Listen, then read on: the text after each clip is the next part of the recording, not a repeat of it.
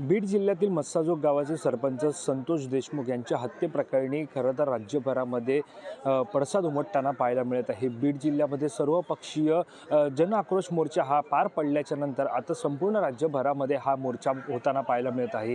काल आपण पाहिलं पुण्यामध्ये हा मोर्चा जो आहे तो पार पडला होता। सर्व विरोधी पक्षनेते जे आहेत ते दाखल त्या ठिकाणी झाले होते। सर्व विरोधी पक्षांचा हा जो काही मोर्चा होता तो त्या ठिकाणी पार पडला आणि त्यानंतर आज हे सर्व जे विरोधक आहेत हे आज मुंबईतील राजभवन येथे दाखल झाले आहेत। सी पी राधाकृष्णन यांची भेट घेण्यासाठी या सगळ्याच्या पार्श्वभूमीवरती भेट घेण्यासाठी ते राजभवन येथे दाखल झालेले आहेत। खरं तर हे जे प्रकरण घडलेलं आहे बीडचं हे अतिशय धक्कादायक असं घटना होती। त्यांची हत्या जी आहे ती करण्यात आली होती। या प्रकरणी खरं तर सध्या सरकारमध्ये असलेले मंत्री जे आहेत ते धनंजय मुंडे यांच्या राजीनाम्याची मागणी होत आहे।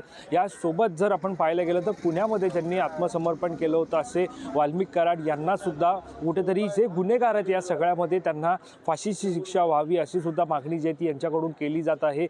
काल जर आपण एकंदरीत सर्व या विरोधी नेत्यांची जर भाषणं पाहिली तर यामध्ये वाल्मिक कराडवरती थेट त्यांचा निशाणा होता आणि वाल्मिक कराड यांच्यासोबतच आपण पाहतो की धनंजय मुंडे यांच्यावरती सुद्धा त्यांचा निशाणा होता। खरं तर बीड जिल्ह्यामध्ये पाहायला गेलं तर गेल्या काही दिवसांपासून सातत्याने खून असेल या सगळ्या अधिक प्रकरणांमध्ये जे ती वाढ होत असल्याची माहितीसुद्धा या विरोधकांनी आपल्या भाषणादरम्यान दिली होती। दरम्यान एकंदरीत जर आपण पाहिलं तर या सगळ्याच्या पार्श्वभूमीवरती आता कुठेतरी मंत्री धनंजय मुंडे यांच्या राजीनाम्याची मागणी धरून ठेवणारे हे सर्व विरोधक हे आता राजभवनावरती एकवटले आहेत। ज्याच्यामध्ये आपण पाहतोय की बजरंग सोनवणे असतील, सुरेश धस असतील, विजय वडेट्टीवार असतील, अंबादास दानवे असतील, सोबतच आपण पाहतोय की संदीप क्षीरसागर असतील यांसारखे अनेक जण जे आहेत ते विरोधक, ज्योती मेटे असतील, छत्रपती संभाजीराजे भोसले असतील, हे सर्वजण जे आहेत ते सी पी राधाकृष्णन यांची भेट घेण्यासाठी राजभवनावरती दाखल झालेले आहेत। जवळपास चर्चेला जी आहे ती सुरुवात झालेली आहे।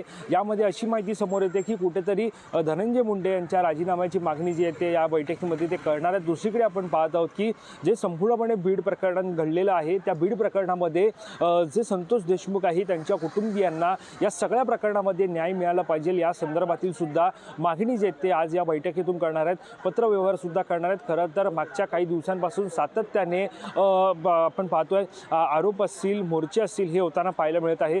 सर्वपक्षीय जन आक्रोश मूक मोर्चा असेल हा विविध भागांमध्ये पाहायला मिळत आहे। काल पुण्यामध्ये झाला होता, त्याच्या अगोदर परभणीमध्ये, त्याच्या अगोदर बीडमध्ये असा हा क्रम होता। आता मुंबईमध्ये हे सर्व विरोधी पक्ष जे आहेत ते दाखल झालेले आहेत। ज्यामध्ये आपण पाहत आहोत पुन्हा एकदा अंबादास दानवे असतील, सुरेश धस असतील, धनंजय माफ करा संदीप क्षीरसागर असतील, सोबतच आपण पाहतोय संभाजीराजे भोसले असतील, सोबतच ज्योती मेटे असतील, विजय वडेट्टीवार असतील, बजरंग बाप्पा सोनवणे असतील यांसारखे अनेक जण जे ते दाखल झाले त्यांची भेट जी आता होते। त्यामुळे आता एकंदरीत या भेटीनंतर राज्यपाल नेमकं काय या सगळ्यावरती निर्णय घेतात हे पाहणं महत्त्वाचं ठरणार आहे। कॅमेरा पर्सन अवधेश कोरीसह मी वैभव पाटील, मुंबई।